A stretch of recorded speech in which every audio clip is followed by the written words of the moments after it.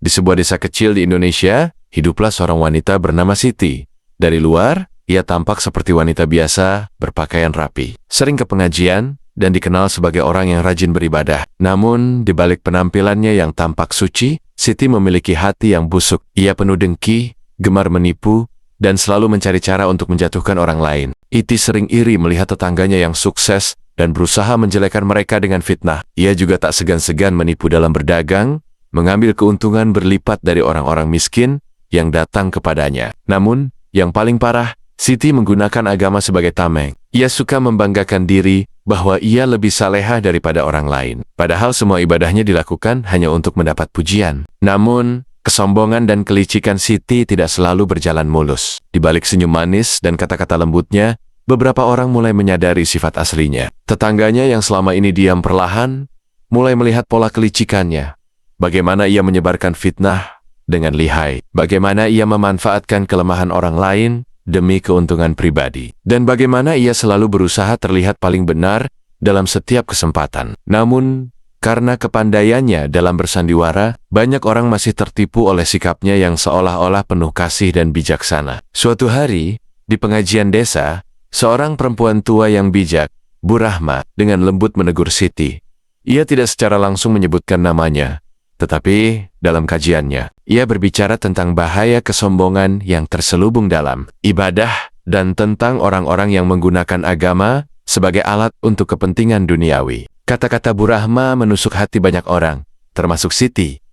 Namun, bukannya introspeksi, Siti justru merasa tersinggung dan menganggap itu sebagai sindiran yang disengaja. Sejak saat itu, Siti semakin waspada. Ia mulai merasa bahwa semakin banyak orang yang memperhatikannya dan mungkin saja mereka mulai curiga. Ia pun semakin berhati-hati dalam bertindak, tetapi tetap tidak mengubah sifatnya yang penuh tipu daya. Justru, ia mencari cara lain untuk membungkus keburukannya dengan lebih rapi, agar tetap terlihat sebagai wanita yang terhormat di mata orang-orang desa. Namun, sekeras apapun ia berusaha menyembunyikan kebenaran, takdir perlahan mulai menunjukkan keadilannya. Suatu hari, Siti mendapat kesempatan pergi haji. Ia merasa bangga, berpikir bahwa dengan pergi ke tanah suci, ia akan semakin dipandang sebagai wanita mulia. Namun, ia tidak pernah bertaubat atas segala kejahatannya. Ketika tiba di Mekah, Siti mulai merasa aneh. Tubuhnya terasa berat, wajahnya pucat, dan setiap kali berdoa, dadanya terasa sesak. Namun, ia mengabaikan perasaan itu dan tetap melanjutkan ibadahnya. Perpanjangkan paragraf ini,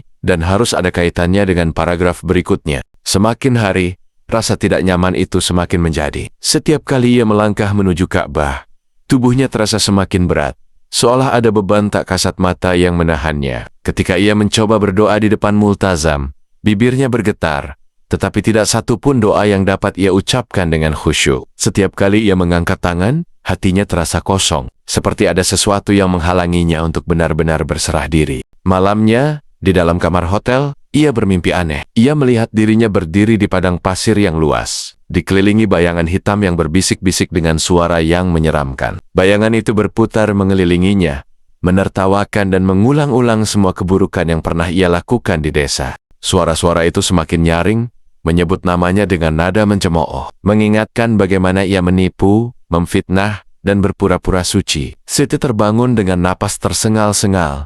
Keringat dingin mengalir di pelipisnya. Namun, alih-alih menyadari bahwa ini adalah peringatan, Siti justru semakin ketakutan dan berusaha menyangkal semuanya. Ia meyakinkan dirinya bahwa ini hanyalah godaan semata, ujian yang harus ia lalui untuk menjadi lebih mulia di mata manusia. Namun, sejak mimpi itu, setiap kali ia melihat Ka'bah, ada rasa takut yang menggigit hatinya. Setiap langkah terasa berat, seolah bumi menolak kehadirannya. Hingga suatu hari, saat ia hendak melakukan tawaf, tubuhnya tiba-tiba lemas. Lututnya gemetar, dan pandangannya berkunang-kunang. Sebelum sempat meminta pertolongan, tubuhnya ambruk di lantai marmer yang dingin. Orang-orang di sekitarnya segera bergegas menolongnya. Tetapi di dalam hatinya, Siti merasa ada sesuatu yang jauh lebih besar, yang sedang terjadi sesuatu yang tidak bisa ia hindari lagi. Hingga pada saat puncak ibadah haji, ketika ia hendak naik ke Ka'bah untuk berdoa, sesuatu yang mengerikan terjadi. Begitu kakinya menyentuh lantai Ka'bah, tubuhnya mendadak kaku. Orang-orang di sekitarnya melihat wajahnya berubah, kulitnya mengelupas, matanya membelalak merah. Dan rambutnya yang semula tertutup rapat, mulai terurai panjang dan kusut. Siti menjerit, tetapi suara yang keluar dari mulutnya adalah suara lengkingan yang menyeramkan. Orang-orang yang menyaksikan kejadian itu terkejut dan ketakutan. Beberapa mencoba membacakan doa, sementara yang lain mundur dengan ngeri. Tubuh Siti mulai bergetar hebat, seolah ada kekuatan tak terlihat yang merasukinya. Dari bibirnya yang gemetar, keluar gumaman tak jelas seperti suara ratapan bercampur dengan kata-kata yang tak dimengerti.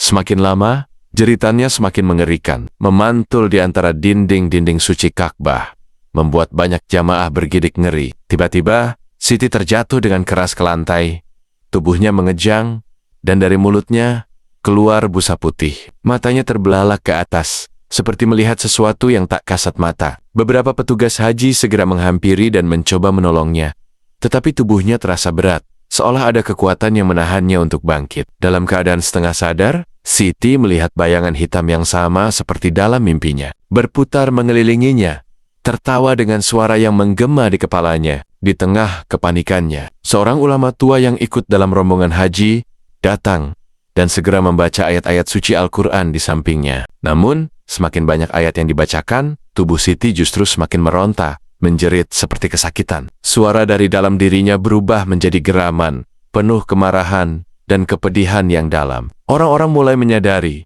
bahwa ini bukan sekadar serangan penyakit biasa, ada sesuatu yang mengungkap dirinya yang sebenarnya.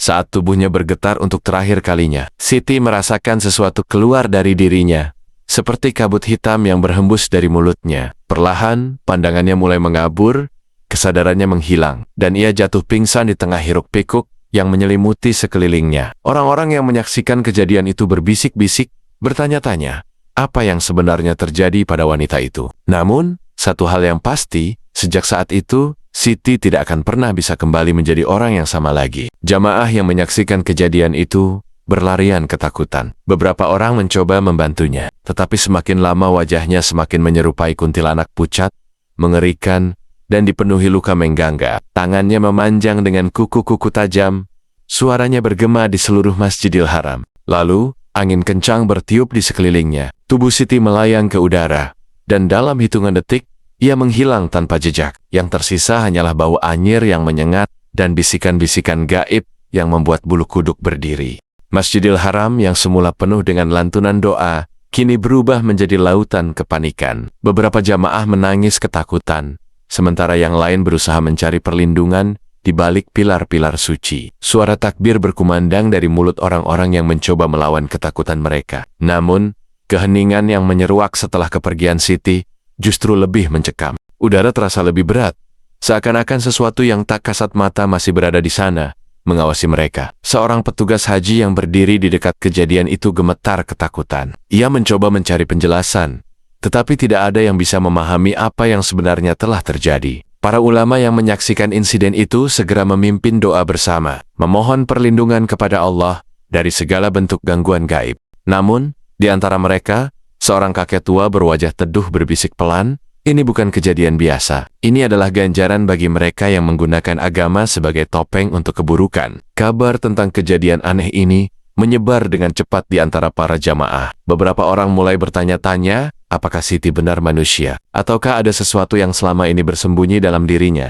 Apakah ia telah dihukum di tempat paling suci di dunia? Ataukah ia telah diambil oleh sesuatu yang lebih besar dari sekadar hukuman duniawi? Sementara itu, di kampung halamannya, desas-desus tentang Siti juga mulai terdengar. Orang-orang yang dulu pernah menjadi korban fitnah dan kelicikannya mulai mengingat kembali semua kejahatan yang telah ia lakukan. Sebagian merasa ngeri, tetapi sebagian lagi justru merasa bahwa keadilan telah ditegakkan dengan cara yang tidak bisa mereka pahami. Namun, satu hal yang pasti sejak saat itu, nama Siti tak lagi disebut dengan rasa hormat. Ia menjadi legenda menyeramkan yang dibisikkan di tengah malam, sebagai pengingat bahwa tidak ada keburukan yang akan selamanya tersembunyi. Sejak kejadian itu, banyak orang di kampungnya mendengar suara tangisan dan jeritan di malam hari. Beberapa saksi mengaku melihat sosok wanita berbaju putih berkeliaran di sekitar rumah Siti. Dengan mata kosong dan senyum mengerikan, mereka pun sadar bahwa sehebat apapun manusia menutupi keburukan,